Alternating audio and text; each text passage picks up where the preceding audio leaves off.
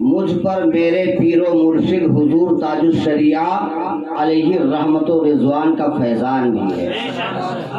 اور میں نے جو وقت ممبئی میں گزارا ہے، اکثر جب حضرت تشریف لاتے تھے تو الحمدللہ میں اپنے نصیبے پر جتنا ناز کروں کم ہے کہ حضور والا کی بارگاہ میں مجھے بیٹھنے کا موقع بھی ملتا تھا۔ یہ میرے لیے بڑی خوش نصیبی کی بات ہے، اور میں دیکھ بھی رہا ہوں کہ حضور سرکار تاج الشریعہ میرے پیر و مرشد علیہ رحمت و رضوان کا فیضان ایسا جاری و ساری ہے کہ میرے دوست ایک اکرم رضوی خان صاحب ہیں، وہ پکے وہابی تھے اناؤ ضلع کے، لیکن ان کے دل میں حضور تاج الشریعہ کی عقیدت بیٹھی تو پورے گھر والوں کے ساتھ حضور سرکار تاج الشریعہ کے ہاتھوں میں ہاتھ دے دیے، اور دوبارہ انہوں نے کلمہ پڑھا، توبہ کیا۔ ان کے دل میں عقیدت یہ ہوئی اعلیٰ حضرت کی، اور کہا کہ امام صاحب میں سوچتا ہوں کہ میرا بیٹا پڑھے اور اس کے دل میں اس طرح عشق رضا اجاگر ہو کہ اپنے علاقے میں وہابیت دیوبندیت کے سامنے وہ ڈٹ کر مقابلہ کر سکے، اور کہا کہ آپ میرا ساتھ دیجئے اور میرے بچے کے سر پر حضور تاج الشریعہ کا دست پاک ہو جائے، ان کا فیضان میں لینا چاہتا ہوں۔ میں اپنے آنکھوں سے بلکہ حضور تاج الشریعہ علیہ رحمت و رضوان کے دست پاک کو اپنے ہاتھ میں پکڑا، اور شعیب رضا خان کے سر پر میں نے رکھوایا، اور میں نے کہا حضور آج آپ کی اس بچے پر نظر کرم ہو جائے۔ ابراہیم بھائی جان سانتا کروز کے اندر ان کے مکان پر حضور جلوہ فرما تھے، حضرت تشریف رکھتے تھے، جیسے ہی انہوں نے اس بچے کے اوپر اپنا دست پاک پھیلایا، کہا لے جاؤ، کہا لے جاؤ۔ آج وہ بچہ الجامعۃ الرضا بریلی شریف سے چوتھے نمبر پر مفتی بن چکا ہے، اور میرا شاگرد بھی ہے الحمدللہ۔ میں نے اعدادیہ اولیٰ اس بچے کو پڑھایا ہے، قرأت بھی میں نے پڑھایا ہے۔ اللہ تعالیٰ اس بچے کے علم سے، عمل سے، بلکہ قوم کو اس کے فیضان سے مالا مال فرمائے۔ برادران ملت اسلامیہ، ہم اپنے نصیبے پر فخر محسوس کرتے ہیں کہ ہم حضور تاج الشریعہ علیہ جو سرکار حضور مفتی اعظم ہند علیہ رحمت و رضوان سے مرید تھا اور ہے، وہ اپنے نصیبے پر فخر کرتا ہے کہ میرے پیر و مرشد حضور تاج الشریعہ ہے۔ کوئی مالہرہ مقدسہ چلا جائے اور آلِ رسول کے مزار پر کھڑا ہو جائے، آلِ رسول کے مزار سے آواز آتی ہے کہ کل قیامت کے میدان میں جب میرا خدا پوچھے گا اے آلِ رسول تو آیا ہے قیامت کے میدان میں، تو کیا لے کر آیا ہے؟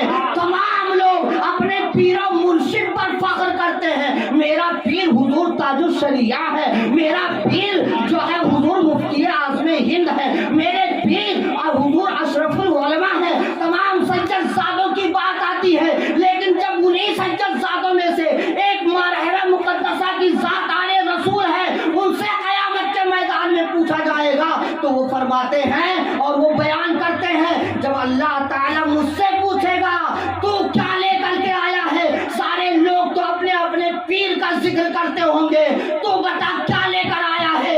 تو میں کہہ دوں گا فخر سے میرا پیر نہیں، میں اپنے مرید امام احمد رضا کو لے کر کے آیا ہوں۔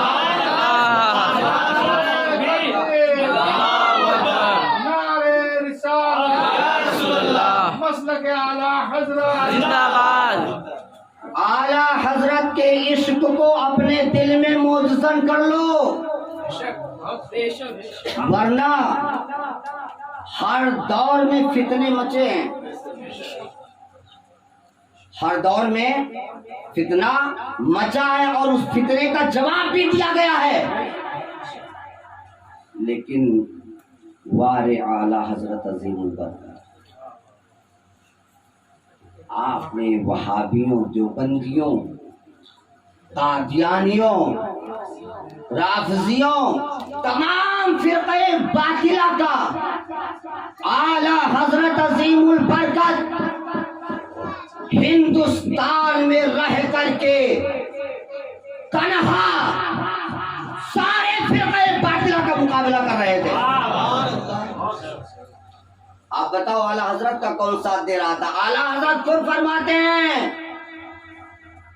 کہ مجھے اللہ کے رسول صلی اللہ تعالی علیہ وسلم کی جانب سے اشارہ ہوتا تھا. کیا عشق ہے اعلیٰ حضرت کا. اعلیٰ حضرت عظیم البرکت علیہ رحمت و رضوان کا بچپنا دیکھ لیجئے.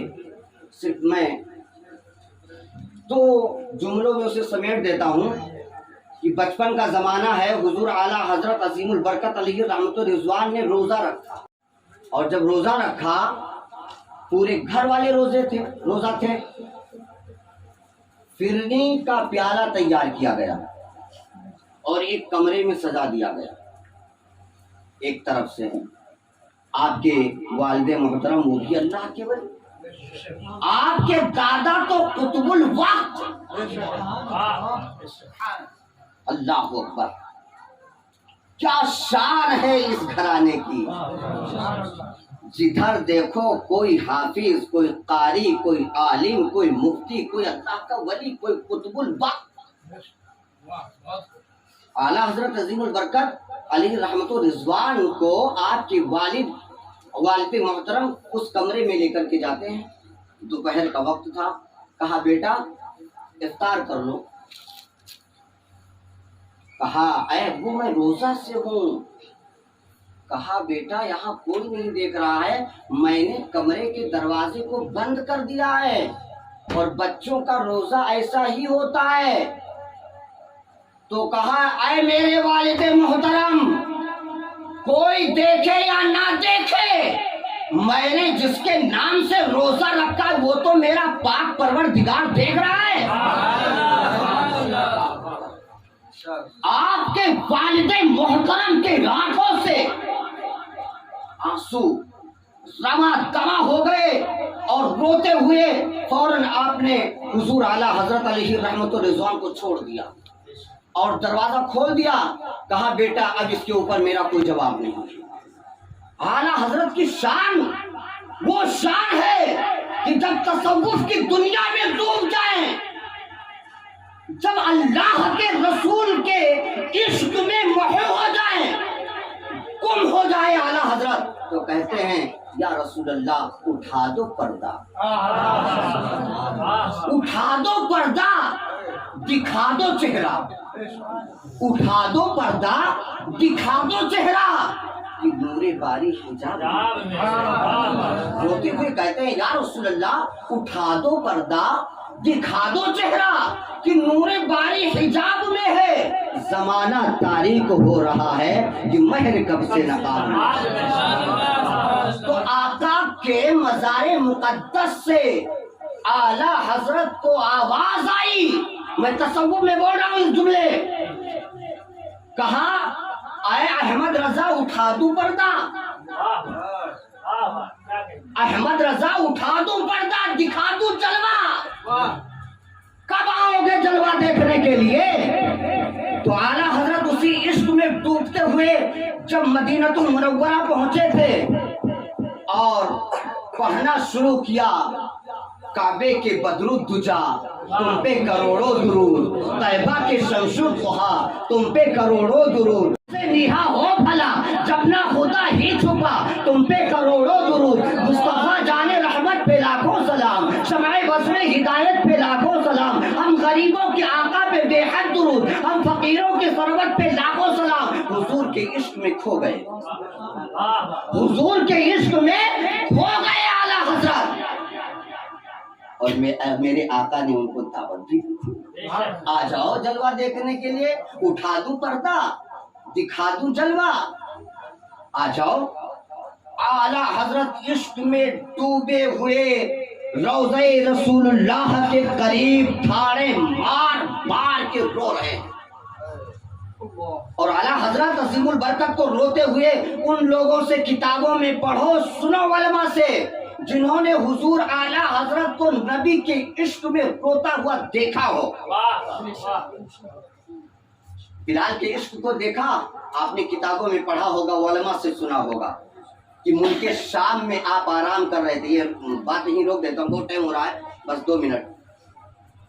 حضرت بلال جب نبی کی جدائی میں مدینہ الرسول کو چھوڑا اور ملک شام چلے گئے، اللہ کے رسول صلی اللہ علیہ وسلم کا وصال ہو گیا۔ جب گئے تو آقا کریم صلی اللہ تعالی علیہ وسلم حضرت بلال کے خواب میں تشریف لائے اور کہا، اے میرے عاشق بلال، تم نے مجھے یاد کرنا چھوڑ دیا۔ وارے عاشق رسول اللہ حضرت بلال حبشی فوراً اٹھے اور وضو کیا اور زاد راہ تیار کیا، فوراً مدینہ الرسول کے لیے نکل گئے۔ جب یہاں آئے اور دیکھا مزار مقدس پر حاضری ہوئی تو حضرت بلال رونے لگے اور کہا، یا رسول اللہ علیہ الصلوۃ والتسلیم، آپ میرے خواب میں تشریف لائے تھے اور جب میں آیا تو آپ چھپ گئے۔ پورے مدینے میں کوہرام مچ گیا کہ حضرت بلال آئے ہیں، اذان سنی جائے، اذان سنی جائے۔ جب حضرت بلال نے اذان پڑھی، اذان نہیں پڑھ رہے تھے، اور کہا امام حسین کو بلایا جائے، امام حسن کو بلایا جائے۔ جب ان دونوں شہزادوں نے اصرار کیا، آپ مؤذن رسول اللہ ہیں، اذان پڑھ دیجیے، تو کہا آپ نواز رسول اللہ ہو، آپ کی باتیں میں کیسے کاٹوں، کل قیامت کے میدان میں کیا جواب دوں گا۔ کیا عشق تھا حضرت بلال کے اندر کہ جب حضور کے نام پر پہنچتے تو سرکار سامنے ہوتے، نام لیتے اور حضور کے چہرے پاک کی زیارت کرتے۔ لیکن اس دن جب حضور سامنے موجود نہ تھے، جب سرکار کا نام آیا، نبی کے عشق میں گرے اور بے ہوش ہوئے۔ کیا عشق تھا، وہ صحابی رسول تھے، اللہ کی عطا اور حضور صلی اللہ علیہ وسلم کے معجزوں میں سے ایک معجزہ، بلکہ یوں کہہ لیجیے حضور غوث اعظم کی نظر ولایت آپ پر ایسی پڑی کہ اعلیٰ حضرت عظیم البرکت ایسے عاشق بنے، ایسے عاشق بنے کہ جب اللہ کے رسول صلی اللہ تعالی علیہ وسلم کی بارگاہ میں آپ کی حاضری ہوئی، روتے رہے روتے رہے روتے رہے روتے رہے، داڑیں مار مار کر روتے رہے۔ آخر میں یہ جملہ آپ کے زبان پر یہ شعر آیا، تجھ سے کیوں پوچھے کوئی تیری بات رضا۔ یہاں تو ایک سے ایک گھومتے ہیں، مدینے کی گلی ہے، یہ مدینے کی گلی ہے، یہاں تو ایسے ایسے لوگ نبی کے عاشق ڈھونڈتے ہیں، ان میں تیری کیا گنتی؟ تجھ سے شیدا ہزار پھرتے ہیں۔ جیسے ہی اعلیٰ حضرت عظیم البرکت علیہ رحمت و رضوان کے زبان پاک پر یہ شعر آیا، اللہ کے نبی صلی اللہ علیہ وسلم کی مزار انور پھٹ گئی، اور مزار انور پھٹی اور آقا کریم صلی اللہ تعالی علیہ وسلم کے جلوے جہاں آرا کو آپ نے دیکھا۔ کہہ اٹھے، تو زندہ ہے واللہ، تو زندہ ہے واللہ، میری چشم عالم سے چھپ جائے،